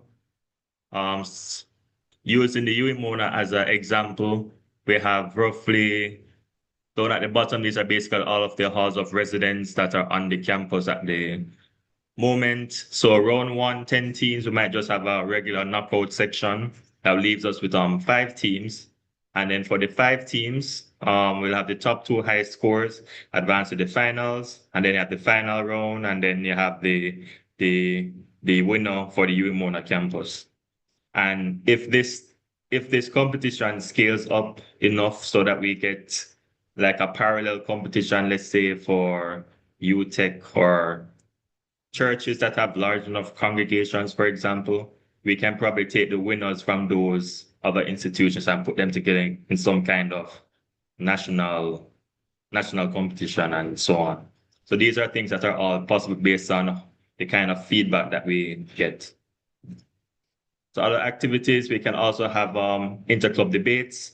So with the UE Philosophical Society, or invite a renowned atheist and a renowned Christian apologist on campus to host a formal debate for the UE body to attend. I'm not sure how much people would have seen on social media, but if you're watching and following the right content, you can see like a lot of like TikTok and short videos on Christians presenting their case for why they believe in God, atheists presenting their case why they don't believe in God, but sometimes it's not really formal and structured. So I believe that having like a formal debate between, say, a renowned atheist and renowned Christian, I think would be quite good. It also aligns with the overarching aims of the club. I mentioned about the mentorship opportunities as well and the hybrid meetings. And also, I've seen other content creators do this. They basically host a box pop where they essentially they go around in their communities and they randomly ask people on the streets like it's normally they normally ask like a controversial or semi-controversial question just to see like what people are saying, what's the wording on the street and so on. So that can be good as well. All right, so going forward, promotion of meetings, so we can circulate in future meetings via email lists and social media, potential capacity building, intercampus apologetics events, resource finance for campus research guide outreach, and all of those things are also in the pipeline as well for this academic year. And we're also open to other ideas as well. And we look forward to any information, any questions or comments on this proposal. And yes, thank you for your time. Thank you, Mr. Reynolds. Thank you so much. And again, we are now opening the floor. I know we have some guest organizations locally and regionally and internationally. If you do have feedback, it would be welcomed. So please feel free to inbox if you have any questions. But let me just start out. Since we have these people gathered here, I want you to let them know if what you've said has sparked their interest. What type of support would you need to make this competition a reality and the most effective that it can be? Okay, so what I would say is that to get this kind of quiz competition to work, we're going to need the question bank as what we have said. So we need the assistance from people to actually formulate the questions. So generally just a Christian apologists and all those people. So we need help forming the questions. And for these competitions, people don't sign up for competitions unless there is some kind of grand prize at the end. So we definitely need sponsorship when it comes to a grand prize. Maybe we can stick to just one grand prize, or if there's more funding, maybe we can do consolation prizes for, let's say, the teams that made it to the semifinals, things like that, just to really get people excited. We also need to get the word out in terms of PR, because this is not going to work if we don't get enough teams signing up. So we need to really push this idea out there once everything is finalized and just get enough people to sign up. So we basically need hands on deck in all of these departments in order to make this happen. All right, thank you for that. There's a question in the chat, which is very, very important. When and where are UWI Campus Club meetings? So we have UWI students on. We need to know where can they find you, and also any contacts as well. All right. So for the meetings of the club, in previous years, we have met in physics room C. That is a physics lecture room in the Faculty of Science and Technology. We meet on Thursdays between, I believe it was either between 1 and 2:30 p.m. or 2 to 3:30 p.m. I don't quite remember which one is going to be. This year, because we've changed. It has been 1:30 to 3 p.m. I think in the last academic year. But if once you come around 1 o'clock or 1:30, you'll see someone, because sometimes the room is occupied, but we had that room reserved and it's in between 1:30 to 3, that range. Right. All right. Thank you. Contact, feel free to email me, s.buckland@outlook.com. if you need more information, no problem. Right, so I'm not seeing any other questions in the chat, and we have been over time, but I'm going to give people about a minute more if you have any questions, because this is definitely a work that I believe, an initiative that will, if it's executed properly, I think it can bear good fruit. And I am personally excited, as I've been in quizzes before, persons who love this type of competition. So I'm really hopeful that it will come to fruition by the grace of God. So if you want to sign up and you want if you are a UWI student and you want an early sign up, I've put my email address in the chat. And I would like to connect with you so that we can start to build our teams. s.buckland@outlook.com. Right. And if you're part of an organization, I will likely reach out to some of you here later on separately for questions, because some of you are specialized in certain areas of knowledge, whether in science or on evolution or on archaeology or things like that. So thank you for that presentation, Mr. Reynolds, and we look forward to very strong leadership going forward with you and your team. And thanks again for presenting. Yes, no problem. Thanks again. All right. All right, so we have completed part 1 of this this program, and in between, I would like to encourage you to just take a break if you have not, and if you have not yet subscribed to our YouTube channel, to please go to YouTube, type in Chosen to Glow Ministries and subscribe so that the word will go out more broadly. Okay, so going quickly on, because we're just about we just have around half an hour to 40 minutes before we are really scheduled to close. But beyond our present outreach initiatives on the UMONA campus, there are several other organizations that exist as networks for Christians in various fields to apply their faith to their profession and do outreach. So this second segment of the program is an open day style, and we have 4 very interesting groups that we will introduce. First up, we'll have the Caribbean Network for Christian Scholars, led by Dr. Orville Plummer. We'll then have Mr. Stephen Policastro from the International Association for Creation, Mr. Brian Miller from the Discovery Institute, and Mr. Mike Riddle from the Creation Training Initiative.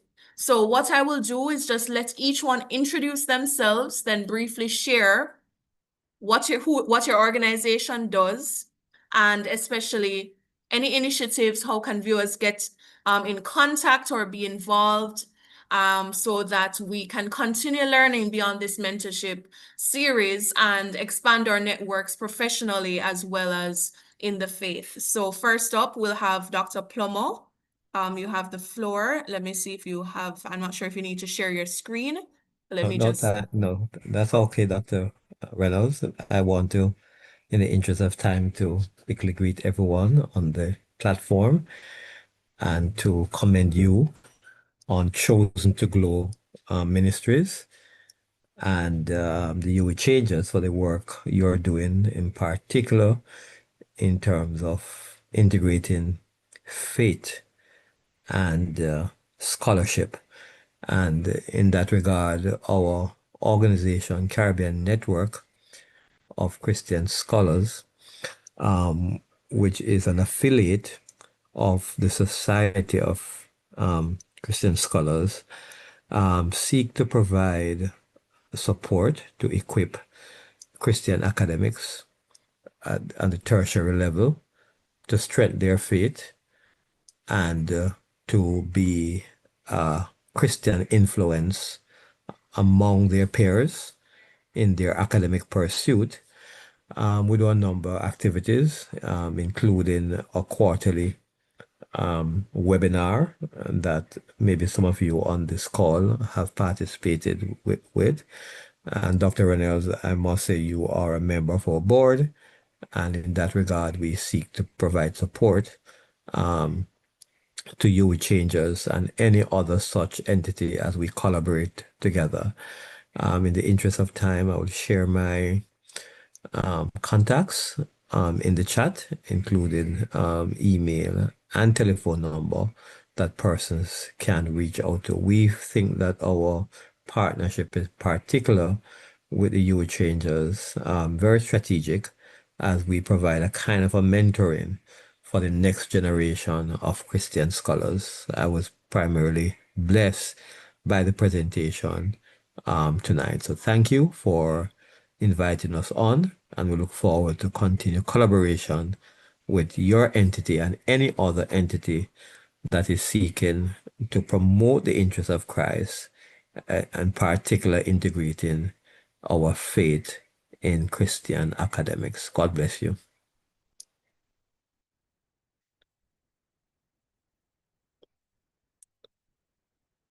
Thank you, Dr. Plummer. We're just having a little technical difficulties. Hope you're hearing me still. But thank you. It was short and sweet. And just by way of recap, how can persons get involved with the CNCS? So I'll share the contacts in the chat. We have an email address. We also have a Facebook account, Instagram account, and so on. So I'll share some of those details in the chat in the interest of time.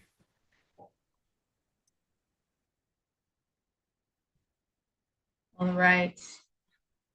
All right. So, all right. Thank you, Dr. Plummer. All right. Next up is Mr. Stephen Policastro.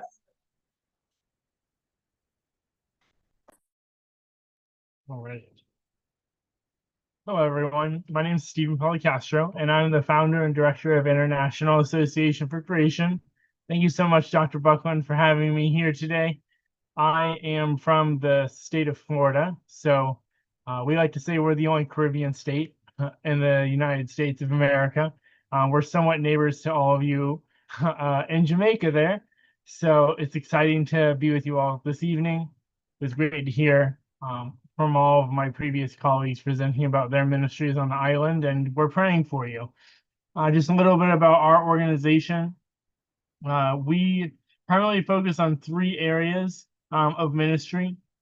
One being providing Christian museum tours, so giving biblical worldview tours of some of the world's best museums. So that would include the Smithsonian in DC, the Field Museum in Chicago, the LA Natural History Museum in Los Angeles.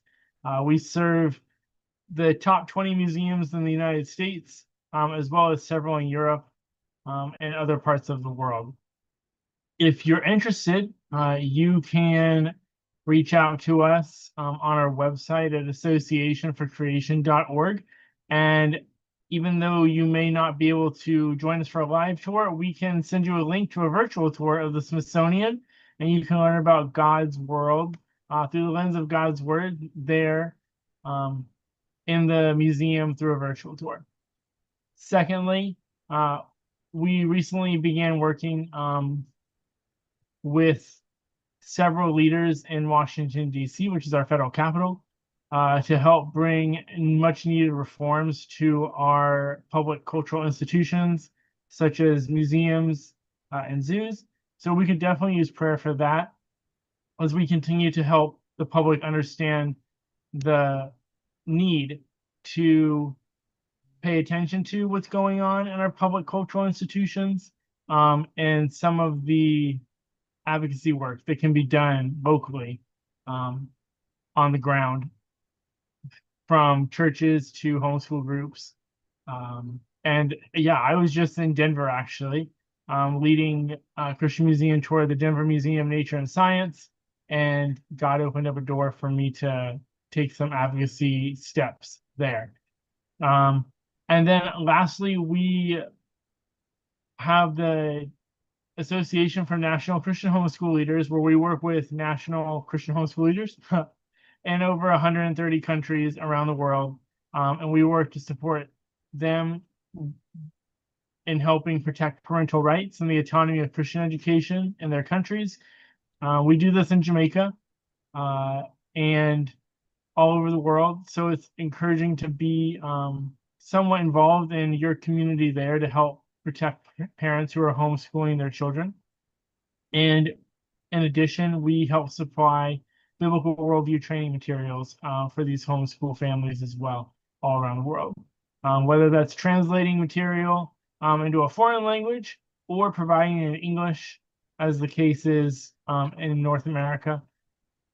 This is one of our global charitable efforts, and we're excited to be able to continue to extend the reach that people have to be able to learn from high quality materials about Genesis, Exodus, and the entire book of the Bible, or books of the Bible, I should say. And so, yeah, if you're interested in taking a virtual tour of the Smithsonian, you can, again, go to associationforcreation.org and contact us there. Be glad to send you the link. Just if you can note in the email that you heard about us through Chosen to Glow, and would love to give you that link. And then if you could just be praying for us for our work, and advocating for the Smithsonian and all the things that they get to have on display, and that we get to go through their beautiful museum and talk about God. That would be really appreciated. Thank you so much, and God bless you. Thank you so much as well, Mr. Policastro. And again, if you have any questions, we'll have a very short opening for any questions of our audience has, whether here or on YouTube. But before you go, what is the value of all right, so let me go from an organizational level. What's some of the benefits of joining the International Association for Creation? What kind of roles or work would we be supporting if we expressed interest? You mentioned something about parental rights and advocacy. In terms of apologetics and Christian work, what exactly would be a benefit for us if some of our audience is interested?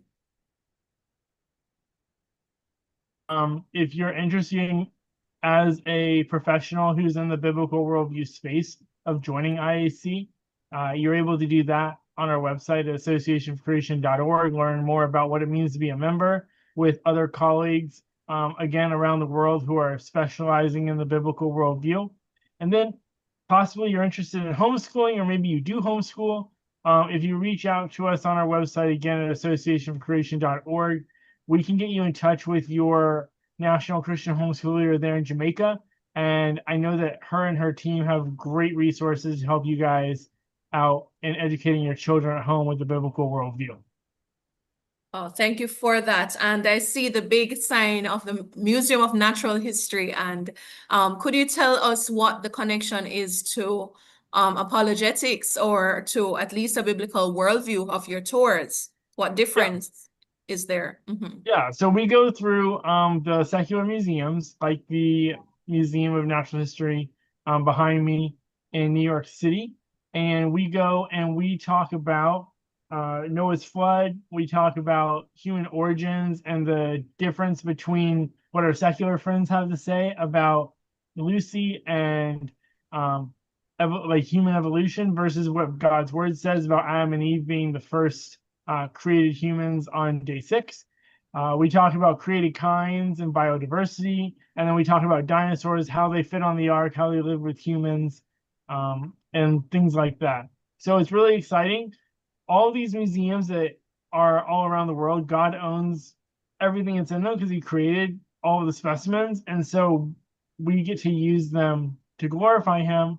And it's also been really exciting to see the number of secular friends I have that come up to me after tour and say, wow, what you shared is really interesting. Like, we want to learn more. Even directors of museums have come up to me and said, hey, like, I loved what you shared. Here's my business card. You're welcome back anytime. And this is the director of a museum that, displays evolution.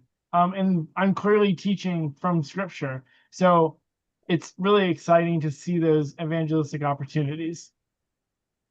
Wow, sounds like a tour with a difference, something you definitely not normally hear from a natural history museum, and yet you're able to actually reach persons entrenched in that worldview. So again, it's associationforcreation.org, correct?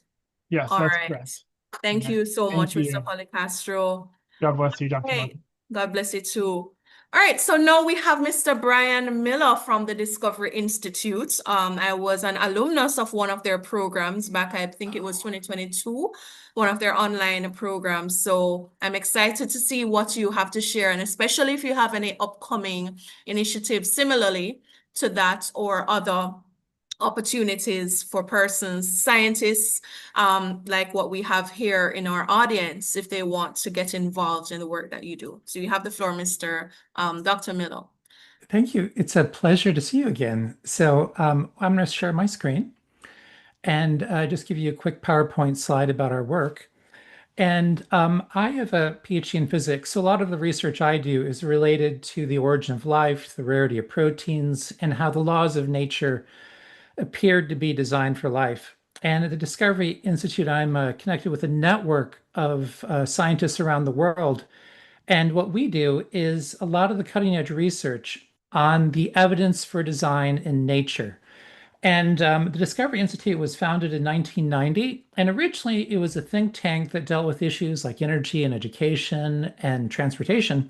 But in the mid 90s, through the influence of Stephen Meyer, when he joined the staff, is we really went into developed what was called the Center for Science and Culture. And this is a center that really advocates for the evidence that the universe, life, and nature entirely is designed. We also talk about the implications in society for that belief. And you might be familiar with some of our books. One of our most famous writers is Michael Denton. He wrote the book Evolution, A Theory in Crisis, and the second version, which was still a theory in crisis. And just a little bit of my background is when I went to college, I really started to question my faith. And I read Richard Dawkins, his book, The Blind Watchmaker. I was challenged by my secular friends and became pretty convinced that Christianity was a psychological crutch. And I remember saying, God, I don't know if you exist, but if you do exist, you have to prove it to me because I'm a scientist and I just can't do this blindly. And God really directed my path and helped connect me with scholars, helped me to encounter him in a supernatural way, which brought me back to faith. But one of the books that influenced me when in the mid 90s, mid 80s, was his book, Evolution, A Theory in Crisis. Also, you may have heard of Darwin's Black Box. He's a scholar that's part of our fellows, our network of scientists. Michael Denton also wrote books like Children of Light. We have people like Guillermo Gonzalez and Jay Richards that wrote The Privileged Planet. And also, we don't just talk about the science, but we also talk about the impact and culture. And John West, who's one of the directors of the Center for Science Culture, wrote Darwin Day in America, which dealt with the impact of Darwinism in culture. And he recently wrote Stockholm Syndrome Christianity, where he talks about the pressures on Christian leaders to conform to the culture and how we can protect ourselves from that corruption of the faith. So there's some of the books we've done. Also, someone mentioned The Devil's Delusion. David Berlinski is one of the scholars in our network, so I had to mention that. And I work directly under Stephen Meyer. So I was one of the technical consultants for the Return of the God hypothesis. And I presented this material actually in different universities. I was at Berkeley with an evangelist named Rice Brooks, and I was talking about the evidence for God in nature. And we had 500 people at Berkeley, one of our most secular campuses that showed up. And it was amazing because when I spoke and when Dr. Brooks spoke, the Holy Spirit really showed up. And this one student started to cry in the middle of the presentation. And just God touched this person. And she said afterwards, I just have to find a church. She came in not really believing in the Christian God, but afterwards she was just really touched by God in a powerful way. Atheists have come up and said, you've shaken our worldview. We want to rethink what we believe. Is there a church we can find? And what we find is that when you present the evidence of God in creation, it has an enormous impact on people. So that's something I'm involved with also. Part of what we want to share with the world is basically our resources. So you can go to intelligentdesign.org. And we've got videos. So if you know nothing about science, you can just show videos. We've got short videos called Long Story Short, which take very complex scientific ideas and put them in a way that's very digestible. We've got articles ranging from those for people that have no background in science to articles for experts in the field, really talking about how there's design in every area of science. So that's just resources that you're welcome to go to. It lists all our books. It lists our other websites, like evolutionnews.org is a place where you can get the latest scientific evidence for creation, the latest critiques of errors made by the mainstream economy or the mainstream society. But also we have what's called ID 3.0 research program. And this is really our research that we fund. We've raised about $10 million to do basic research dealing with the evidence of design in nature, and then also showing how that evidence can help you do better research. So here's just a list of our different projects. One of our projects relates to engineering and biology, and we have a conference every 2 years. We have one, it actually is coming up next week. So if you're super excited, you could email me if you really want to fly out to Seattle. And here we bring together engineers and biologists to help create a theory of biological design where we're going to rethink biology based on design and eventually create a manual to give to future researchers to do better research, make better predictions, and help understand life at a much deeper level. So if people who are interested really want to get involved with this in a deep way, we have what are called our summer seminars. And actually, Sarah, who invited me and told me about this, actually is an alumna from our summer seminars, as is our hostess. And here's where we will train people over a period of a few months. So we give you readings that you can read over a few months, and then we come together in several days where our lecturers will help answer questions and dialogue with our students. And if you happen to be in the United States, you can actually come in person. And if you're close to the United States, that's possible also. So we can definitely talk about that if you really want to be there in person. We go to Colorado. And that's for people that want to be future professors, politicians, people that want to be judges, people that want to really take these ideas of design and really influence society at a high level. And people that are involved with these seminars, we mentor. So we regularly mentor and train people and really support them throughout their careers. So these are just different opportunities for you. And if you're interested in the seminars, if you go to discoveryorg.sem, that has information about the seminars. And if you're interested in more information, I'll put this in the chat. It's cscinfo@discovery.org if you want to email us. Intelligentdesign.org, discovery.org, and evolutionnews.org are our main websites. So that's just a quick overview, and I'll put this in the chat for your interest. So thank you very much. Wow, thank you so much. So much information, but you went through a lot of things that piqued my own interest as well. So again, we have an opening for question and answers. So if anyone here has any questions for Dr. Miller, you may place your questions in the chat. In the meanwhile, I noted that you have an engineering research group. Do you have other research groups? And if so, how can we join? How can persons who are interested join? That's a great question. Yes, we do. We've got one related to soil ecology and ecology in general, and that's also touching upon like food science, like how can foods help us be healthier. We've got another one dealing with adaptation. So we're talking about how adaptation that takes place in animals is best explained by engineering principles. We've got another one dealing with, let me think, what are our other research groups? Adaptation. Oh, we've got a mind-body research group where we've got neurologists and computer scientists and philosophers talking about how the mind is something beyond the brain. So that's another group we have, and we have people that meet every few weeks talking about engineering and biology. And then we've got a journal reading club.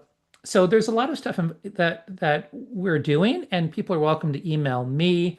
You all have my email, or you can do cscinfo@discovery.org. But for people that are really interested, I strongly encourage you to consider our summer seminar, because that's really where you get the high level training. And then once you're part of our network, we will assign a mentor to you and stay in regular contact. So that really is a great step forward if you're really interested in the topic. Or you could sign up for our emailing list called Nota Bene, and that's on our discovery.org website. So those are just different opportunities that we have. Wow. All right. And the training opportunity is in July. So is it that it just completed, or it just completed? Oh, no. But what you can do is you can sign up. You can just email the info that I gave you, and then they'll put you on a list and they'll contact you when the next registration is open. Wonderful. So I see that you put it in the chat. So discovery.org/SEM. And you mentioned cscinfo@discovery.org. So Thank you for all of that information. I am looking in the chat if anyone else had a question.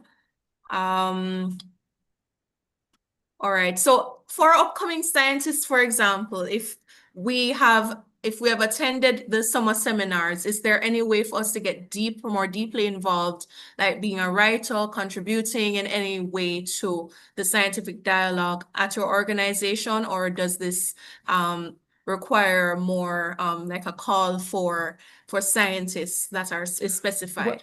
Well, if you've been through our summer seminar, you're part of our network program. So all you have to do is email me.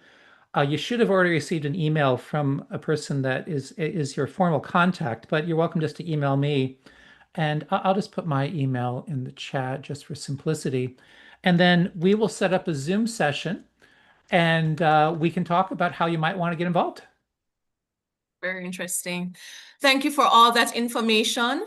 There are questions on our YouTube channel. Are there seminars or data dealing with pharmaceuticals? Oh, great question. We do not, pharmaceuticals are not one of our research projects. So we do deal with proteins. So we're dealing with how rare proteins are in terms of how hard it would be for a random sequence to stumble across a protein. But in terms of pharmaceuticals, that's not our specialty. We do deal somewhat with pharmaceuticals in terms of faith and culture. So what happens is if you come with a very materialist worldview, then you really are just a chemical machine. So the only real approach is pharmaceuticals. But if you think we're more than just a biological machine, then you want to combine pharmaceuticals with a much more holistic perspective. And something like Darwin Day in America would address issues like that. One of our writers is Nancy Piercy, and I believe she has written about those sorts of topics. Denise O'Leary probably has spoken about it. So we've touched upon it, but it's not one of our central focus items. Okay, thank you so much for that. And if there are other questions that come in before the end of the broadcast, I'll just probably bring anyone on to whom the question is directed. But thank you again, Dr. Miller. Thanks for the mentorship that you have provided in the past and for this information. I'm sure that others will also be excited to join in and enrich their own knowledge and the pool of the Discovery Institute. So God bless you and thanks for the work that you do. Thank you for having me. Yeah. Okay, so lastly, but definitely not least, is one of my own former mentors as well, Mr. Mike Riddle from the Creation Training Initiative. He trained myself and my father back in 2018. Where we traveled for his Creation Apologetics Teachers College. Very intensive training, and I am excited to let him present to you of some of opportunities that if any of you would like further mentorship beyond this program and getting involved in just being able to be more equipped for outreach. So Mike Riddle, you have the floor. Well, thank you very much, Sarah. I'm going to open it up to some PowerPoint slides here and go through those. And we'll start with just a brief, what is the situation, digging into how we're trying to solve this situation. So our first one here will be, get that going there, is how do we address training? It's a very complex question. How do we address the training? Because it's quite evident the world is really out educating the church. And it comes down to this. We really can't improve if we continue to get this word pretend all is well and ignore the facts. And we have that too many times in churches. What we're doing is working. Well, let's take a look at some of the facts here. You know, less than 4% of teens have a biblical worldview. That doesn't sound too good for what we're doing in the church. Then less than 12% of church youth leaders have a biblical worldview. There we have a serious issue. Without a biblical worldview, how can we be training our youth? Then also, less than 30% of evangelical pastors have a biblical worldview. And this is really damaging, this next one. 80% of Americans agree the church has lost its influence on the culture. Wow. And finally, Over 60% of teens are walking away from the church before they finish school. There are the facts. That's been going on for decades now, and it hasn't improved. It's getting worse and worse. So what we need is a plan. But a plan doesn't do anything unless you can translate that plan into action. And we need the Christian educators, the parents, and the church leaders all involved in this. It's not just one group can solve all this. We got a monumental task ahead of us. However, it is achievable. So let's look at some of the things what's going on. And I like to use the Bible. That is my sufficient authority in all matters. And this is our theme for our biblical theme for our ministry here. It's 2 Timothy 2:2. God's plan is always the best when it comes to education. And here's what he has to say. The things which you have heard from me in the presence of many witnesses, entrust these to faithful people who will be able to teach others also. So what Paul is telling Timothy is this. Timothy, now that I've trained you, you go out and do what I did. You train others how to teach also. This is how we get the most people out there. It's not one group.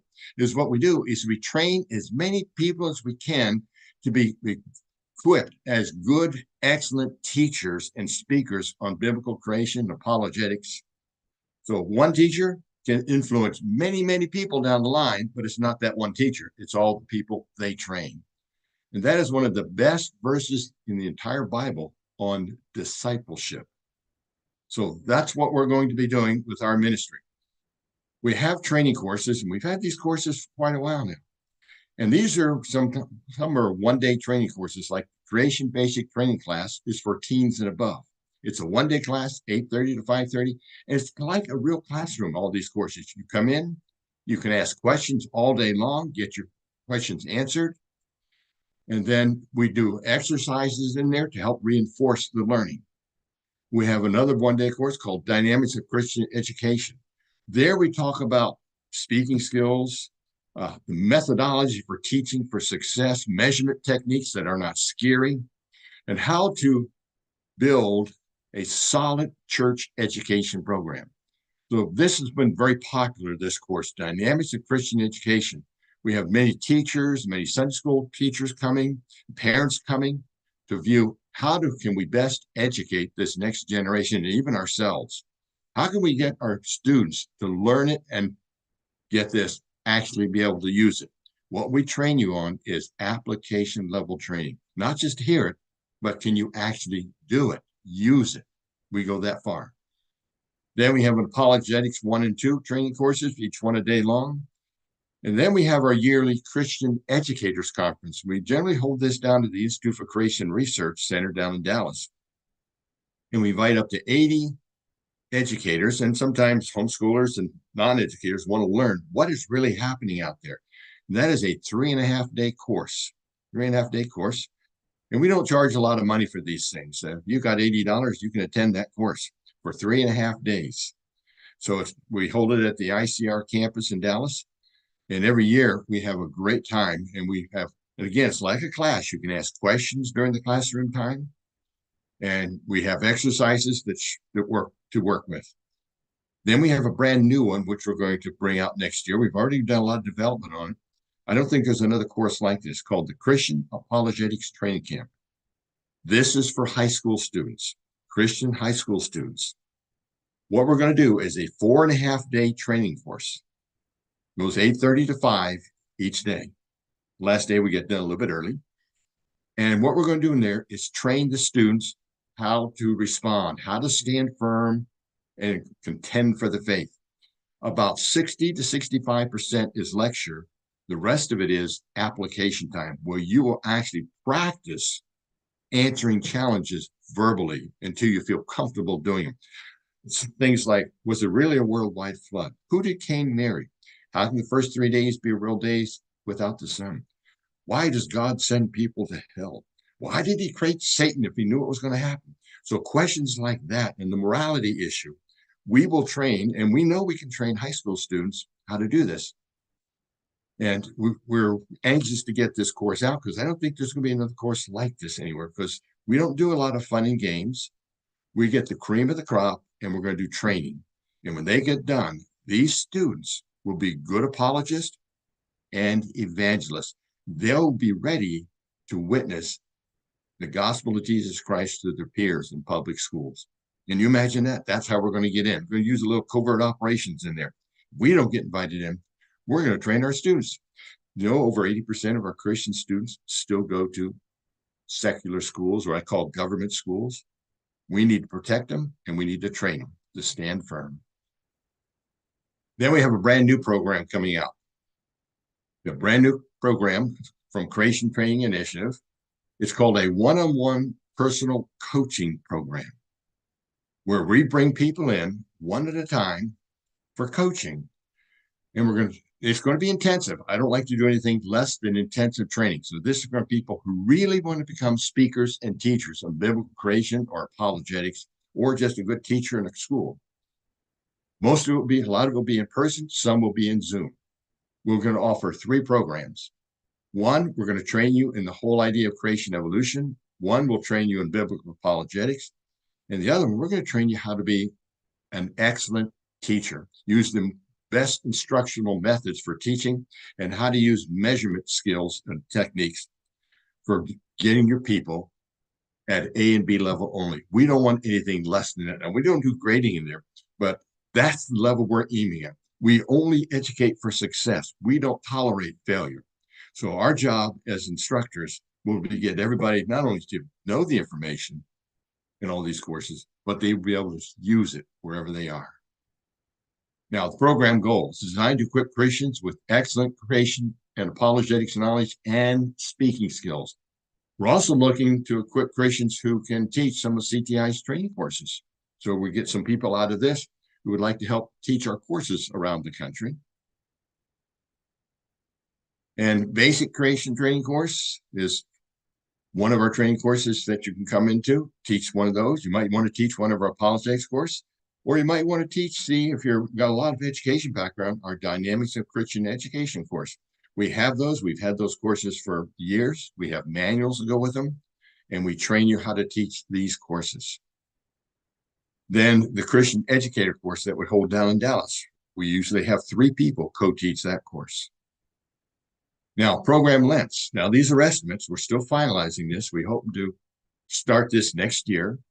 The creation evolution is 16 days or 80 hours. Now, what we do is you come to our location in the Boise area one at a time. You fly to our area. That's going to be your main expense, is getting here. We have a place for you to stay. We keep people at our home. We have a private bedroom, private bath. So we take care of you there. And you might come 4 days in a week, then go back home for a couple of weeks, then maybe come back. So you come for 4 days. We go 5 hours of teaching each day. Then you're going to do about 1 to 2 hours personal study time to go over what we just taught you and be ready to answer the challenges verbally. So that's about 80 hours, at least 80 hours of training to get that. Then the biblical apologetics is about 20 days worth of teaching, or 100 hours on just learning apologetics.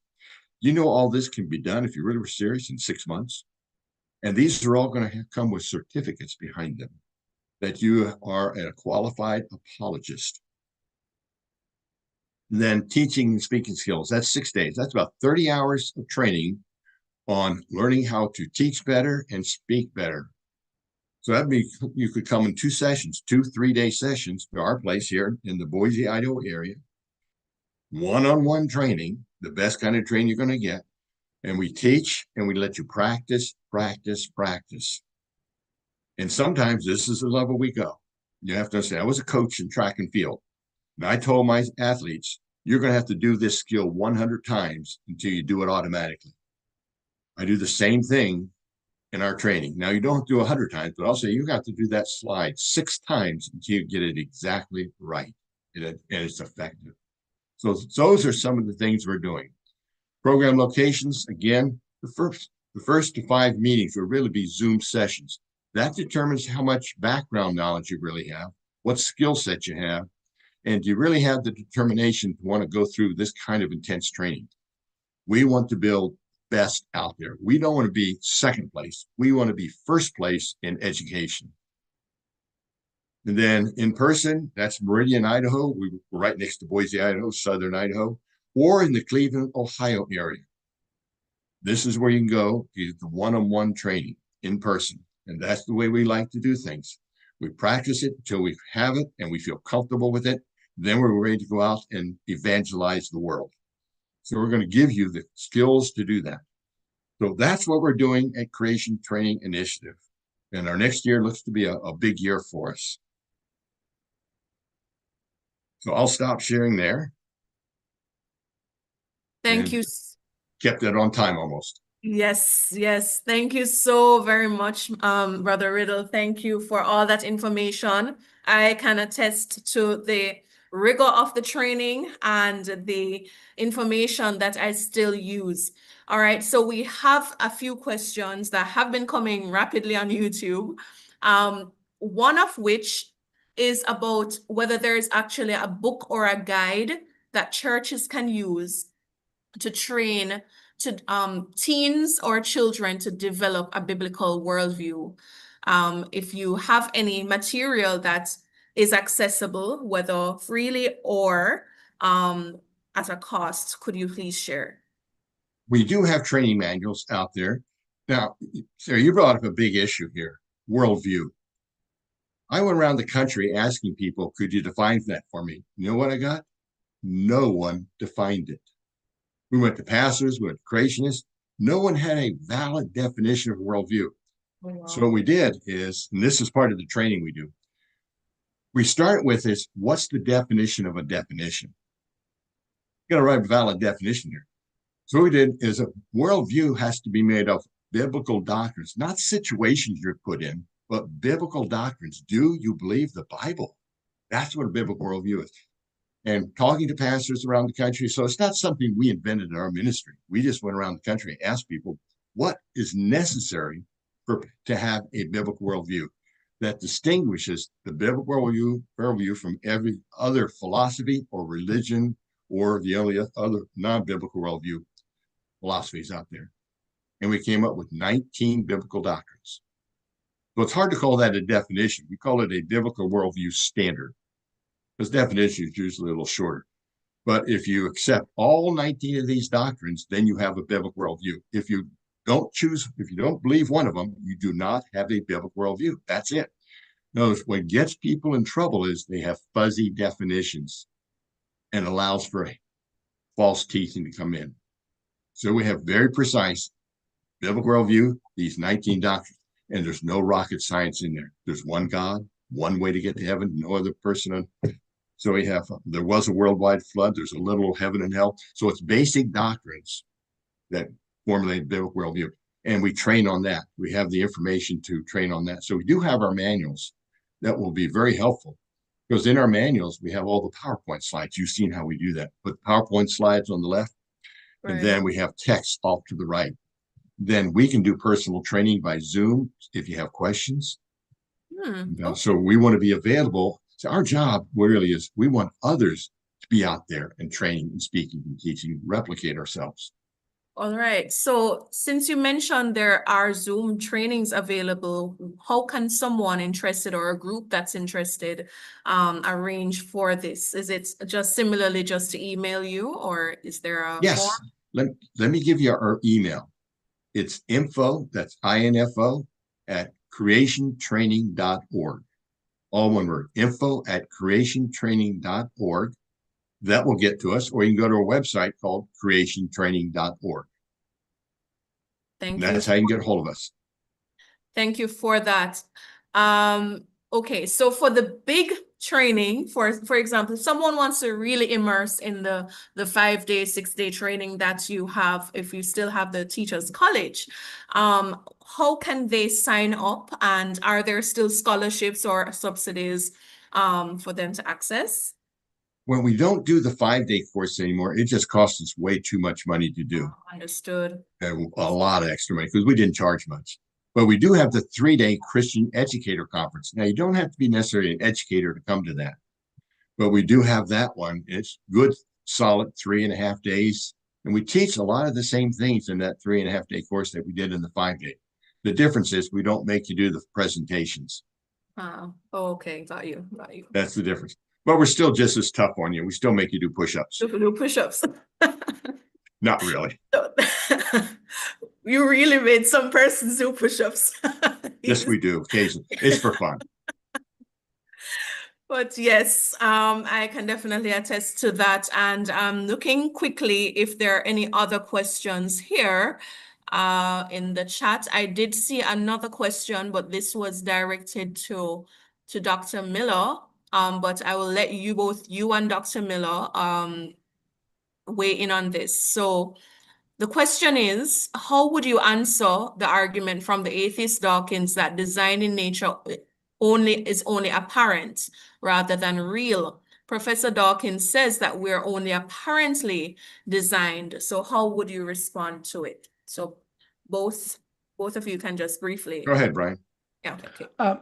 Well, what happens is the argument is that natural selection is a designer substitute. That's the logic of Richard Dawkins, but there are many reasons why that's not true. If you look at mutations that alter the architecture of an organism are always harmful. If you look at adaptation, it's always limited. If you look at the design logic of different organisms, it's based on fundamentally different design logics. So it's a theoretical impossibility to go from one design logic to another. And I actually just published a paper on this. If you look at proteins, proteins are the basic building blocks of life, and they're like a chain of amino acids. There's 20 different amino acids, like there's 26 letters in the alphabet. And a typical protein, if you were to randomly arrange amino acids, the chance of it forming even a modest protein would be like picking one marked atom by chance out of the entire visible universe. So that alone means that it's a theoretical impossibility for an evolutionary process to produce radical new innovations. So because that assumption is false, that means that the appearance of design in nature is because it's really designed. In fact, I'm working with engineers and biologists, and what you see is the same design logic that humans use in human engineering is applied to life, except life does it much, much better. So life shows evidence of design at an extraordinary level. That's how I'd respond. Wow, I would add to that. I would just go to a more of a presuppositional level, say, well, first of all, Mr. Dawkins, I know you don't believe in God, but could you tell me where your matter came from? And that's a real tough one right there. They can't do that. I know all the answers they possibly have given, every one of them is unscientific. Then I'd ask him this question. Since no scientist in this world has been able to create randomly a single biological protein, how do you know it's not designed? I want to put, he made the claim, I'm going to make him defend his claim before I answer a lot of things. How do you know it's not designed if no one can do it? It sounds like a matter of faith to me. So I don't let them get away. They challenge us, but I train them critical thinking skills. Let's turn this around and see if they have any answers for what they believe, because we have a book that's true beginning to end. Well, thank you for that. And your answers were so short and to the point, right? So I really appreciate that, but they're powerful. Getting a bit hoarse. But yes, I am not seeing any further questions, and we are a little bit over time. So I think I'm going to conclude and thank you all sincerely for your efforts and the outreach. You probably don't know how far God has used your work to impact. So just continue going, and we appreciate all that you do and hope that we will keep in touch. And I really do encourage those of you listening to continue to, seek God, continue to be. Yeah, don't think that the mentorship is just ending tonight. So as we close tonight and end the webinar series, I'd like to again extend a big thank you not only to our regional and international speakers, but also to our students and all of our audience on YouTube, as well as here in the internal Zoom. Our series made me also learn a lot, especially from a practical standpoint. And also, finally, let me just share my screen. I would like to So in addition to our organizations, the Caribbean Network of Christian Scholars, the Discovery Institute, the International Association for Creation, and the Creation Training Initiative, I'd like to thank our sponsors and supporters, the Jamaica Coalition for a Healthy Society and Chosen to Glow Ministries, as well as the Caribbean Network for Christian Scholars that have been standing by us throughout this series. I would then conclude inviting you to our graduation exercise. We will be hybrid and live streaming on the same YouTube channel, but also in person. And it will be Tuesday, July 29, 2025. And we will begin the broadcast within the hour, 6:30 to 7:30 Jamaica time. And again, I'd like to thank everyone and challenge you that beyond this mentorship, we should never become complacent about our growth. We invite you to continue praying for our ministries and those who presented as well. And if you haven't already, again, I invite you to subscribe to Chosen to Glow Ministries or inbox if you'd like to join our mailing list. And if you have any further questions about the faith, even though our mentorship series is closing, we will continue to post content. So if you would like any other issue addressed here, or if you'd like to learn more about how to become a Christian, you can connect with us at christ.the.oneway@gmail.com. That's christ.the.oneway@gmail.com. And we hope that you will join us for our celebratory graduation and prize giving exercise next week. And thanks again for joining us throughout. I wish everyone a truly blessed night. Take care and God bless you.